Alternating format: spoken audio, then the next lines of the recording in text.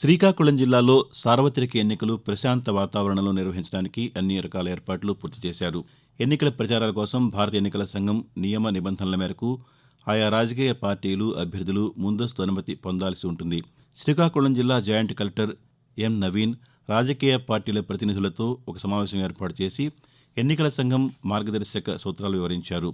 Collector కార్యాలయంలో గుర్తింపు పొందిన రాజకీయ పార్టీ ప్రతినిధులతో 39వ వారపు సమీక్ష సమావేశంలో ఆయన మాట్లాడారు. ప్రచారాలు, ఇతర అనుమతులకు సంబంధిత నియోజకవర్గ రిటర్నింగ్ అధికారుల వద్ద తప్పక అనుమతి పొందాలని అన్నారు. అనుమతి లేకుండా ప్రచార కార్యక్రమాలు నిర్వహిస్తే చర్యలు తప్పవని, నాయకుల ర్యాలీలు, స్టార్ క్యాంపెయిన్, రోడ్ షో లాంటి కార్యక్రమాల కోసం 48 గంటల ముందే అనుమతి తీసుకోవాలని అన్నారు. ఇంటింటి ప్రచారానికి కూడా అనుమతి తప్పక తీసుకోవాలని తెలియజేశారు. వారం వారం షెడ్యూల్ రూపొందించుకుని దరఖాస్తులు చేసుకోవడం ద్వారా ముందస్తు అనుమతులు పొందవచ్చని అన్నారు. ఎన్నికలకు సంబంధించి అన్ని ఏర్పాట్లను సంసిద్ధం చేశామని, జిల్లా ఇంటిగ్రేటెడ్ కమాండ్ కంట్రోల్ సెంటర్ ద్వారా జిల్లా వ్యాప్తంగా మోడల్ కోడ్ ఉల్లంఘన చర్యలపై ప్రత్యేక పర్యవేక్షణ చేపట్టడం జరుగుతోందని వివరించారు.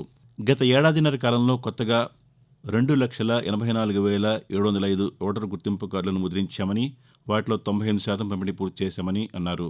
జిల్లాలోని 2,357 పోలింగ్ కేంద్రాల్లో ఎన్నికల నిర్వహణ కోసం బ్యాలెట్ యూనిట్, కంట్రోల్ యూనిట్, వీవీప్యాట్లు 150% అందుబాటులో ఉన్నాయని అన్నారు. ఓటర్ల జాబితాకు సంబంధించి ఎన్నికల నామినేషన్ వరకు ఫారం 6 అభ్యర్థనలు స్వీకరిస్తామని, ఇకపై ఓటర్ల జాబితాలో తొలగింపులు ఉండవని స్పష్టం చేశారు. కేంద్ర ఎన్నికల సంఘం నియమావళి ప్రకారం అభ్యర్థులు ప్రచారం నిమిత్తం వినియోగించే బ్యానర్లు, జెండాలు, టోపీలు, వివిధ మాధ్యమాల ద్వారా ప్రచారం నిర్వహించే ప్రకటనలకు సంబంధించిన రేటింగ్ కార్డు కూడా అందజేస్తామని, పార్టీ అభ్యర్థులు అనుమతి తీసుకున్న ప్రకారమే ఖర్చు చేయాలని అన్నారు. MCC, flying squad, video viewing team తదితర టీములు జిల్లా వ్యాప్తంగా పర్యవేక్షిస్తున్నాయని, నిష్పక్షపాతంగా విధులు నిర్వహించేలా సూచనలు ఇస్తున్నామని తెలియజేశారు.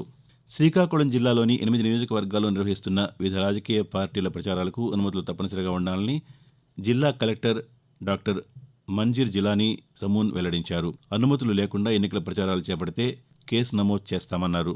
జిల్లాలోని రిటర్నింగ్ అధికారులు, ఎంసీసీ అధికారులు, నోడల్ అధికారులు, కంట్రోల్ రూమ్ అధికారులతో ఇటీవల నిర్వహించిన దృశ్యమాధ్యమ సమావేశంలో ఆయన ఈ మేరకు వివరాలు వెల్లడించారు. నియోజకవర్గాల్లో నిర్వహిస్తున్న సమావేశాలకు లౌడ్ స్పీకర్లకు అనుమతులు తప్పనిసరిగా ఉండాలని అన్నారు. శ్రీకాకుళం జిల్లా కలెక్టర్, జిల్లా ఎన్నికల అధికారి డాక్టర్ మంజీర్ జిలానీ సమూన్ సావరకోట, జలుమూరు, పొలాకి మండలాల్లో పర్యటించారు.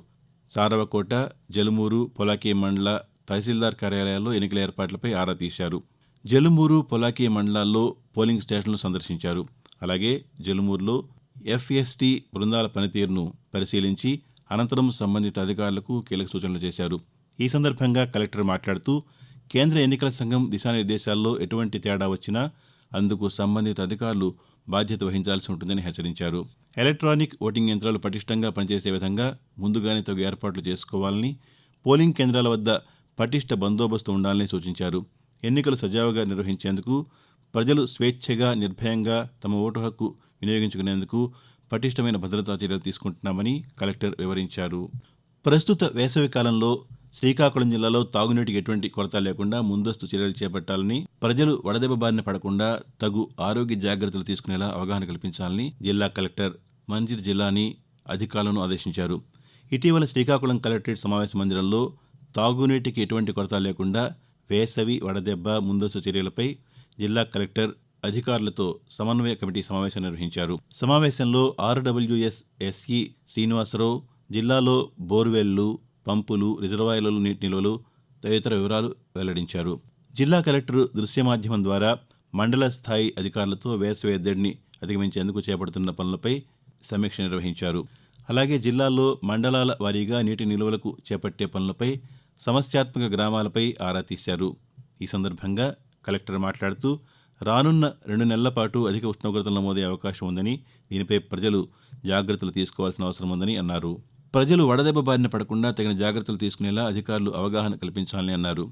అందులో భాగంగా ఎంపీడీఓల ఆధ్వర్యంలో అన్ని మండలాల్లో విరివిగా చర్యలు చేపట్టాలని అన్నారు.